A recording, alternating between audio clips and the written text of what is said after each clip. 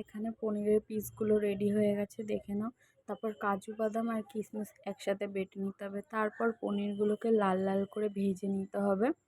তারপর কাজু বাদাম আর কিশমিশের পেস্টটাকে একটু হালকা জল দিয়ে ঘাটিয়ে নিয়ে তারপরে এর মধ্যে ভাজা পনিরগুলোর মধ্যে দিয়ে ভালো করে কষিয়ে নিয়ে হালকা জল দিয়ে দিয়ে কষাতে হবে।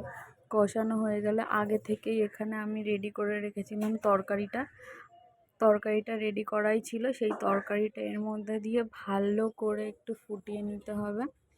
ফুটিয়ে নিলেই রেডি আমাদের পনিরের তরকারি। আর এখানে আমার মা আগে থেকেই পরোটাটা বানিয়ে রেখেছিল রাত্রে খাওয়ার জন্য, আর আমি পনিরের তরকারিটা বানিয়েছি। গাইস সত্যি বলছি, এত টেস্টি হয়েছে তরকারিটা যে বলার না। আমি তো নিজেও কল্পনা করতে পারিনি যে আমি এত ভালো রান্না করতে পারবো। সত্যিকারেরই পনিরের তরকারিটা অসাম হয়েছিল। আপনারা চাইলেও বাড়িতে এরকম করে পনির